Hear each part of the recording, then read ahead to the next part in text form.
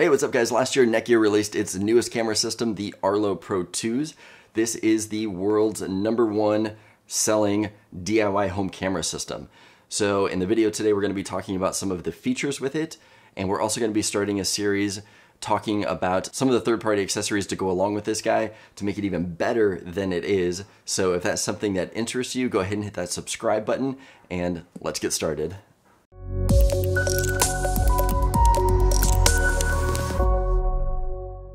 All right, to start out, in the box we have the demo camera itself. So this is the one that is in the plastic shield. We open up the first box here and we have 3 cameras. With the 3 cameras, we have 4 magnetic wall mounts. We also have the big long white outdoor security mount.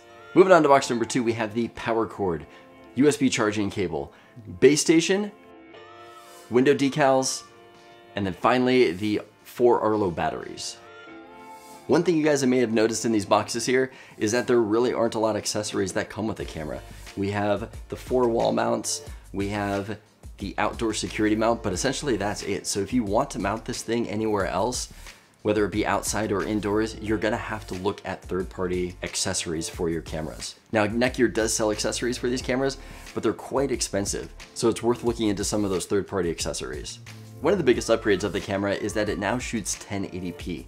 I put a couple of these cameras outside the house as well as inside. I was really surprised with the image quality. A couple of new features of the Arlo Pro 2 is that you can now set activity zones. With activity zones, you can select the areas that you want to detect for your motion sensors. This allows you to cut out any areas where there might be bushes or trees with wind blowing them, or maybe a busy street with cars driving by that you don't want to be kicking off the cameras.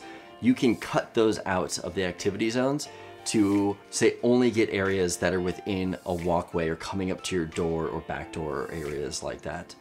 Another feature is look back. So when you don't have look back on, sometimes you miss the beginning of what's happening with a triggered motion. Say for example, if somebody's walking up to my door, I didn't get to see them actually start walking up to my door. The camera does not turn on until they're already halfway up my walkway to the door. With look back, it now buffers 3 seconds. So when a motion is triggered, it will now capture the motion at the 3-second buffer all the way through. So you get to see what is happening right before the motion triggered. The one problem with these 2 awesome features with the new cameras is that the cameras have to be plugged in. So if you're running off a battery, you can't use them. The biggest draw for these cameras is the fact that you don't need to run wiring. So you don't need a professional to come in, put holes in the walls, run wiring to have cameras set up anywhere. All you need to do is screw the mount into a wall if it's an interior, anywhere outside, and connect the camera and you're good to go, you're done. All you have to do is now rely on the battery, and depending on how much motion that gets, the battery can last anywhere from a week to 6 months. Now I would recommend, if you have it in a high activity zone, like I have in my living room, that you should plug the cameras in. If I have it in my living room and I set it to record anytime there's motion, which is pretty much all the time, the battery is only lasting about a week. But the cameras that I have outside, say the front door that does not have a lot of activity, the cameras have been running on the batteries for about a month now, and I still have about 80% left on those batteries. Now I'm only briefly gonna talk about the app. I'm gonna go into more depth into a future video on this. So when you open up the app, you see devices. The devices lists all of your cameras and allows you to select a live view for each of them. With each camera, you get to see the camera's signal strength, the battery levels, how many motions it's triggered, and also get to the settings from there. If you were to load up the live feed on a camera, you're gonna get some additional options.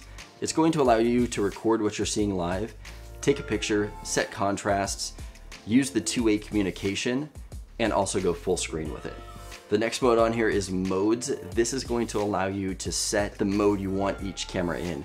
So you can actually arm all cameras, disarm all cameras, set a schedule. Say if you want a recording at certain times of the day. They also have geofencing, so if you connect it to your phone and the phone's in your homes, when it detects that everyone has left the home, it can turn the cameras on then if you want a text message, email, different notifications like that.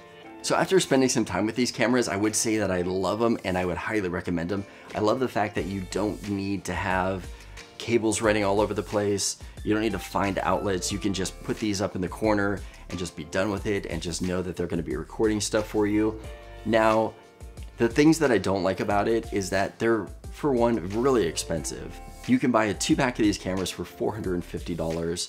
But you know, if you're really looking for a system to put in your home, it's gonna be even more than that to have somebody come do an install. Even though they're expensive, a cheaper alternative would be to look at just the Arlo Pros, which only shoot at 720p. It's not gonna be as clear of a picture, but if you're more wanting to know what's just going on and not needing to see the crisp picture of somebody's face, then I would recommend going with just the Arlo Pros. They're a little bit cheaper and more affordable, but they're not gonna have activity zones and they're not gonna have the look back features. All in all, I would say these are great cameras. I would highly recommend them. I'm gonna have links in the description below to the Arlo Pros and Pro 2s. I really appreciate if you guys use the links below to help fund this channel. Anyway, I hope you guys liked this video. If so, give it a thumbs up. Don't forget to subscribe, and I'll see you guys in the next one.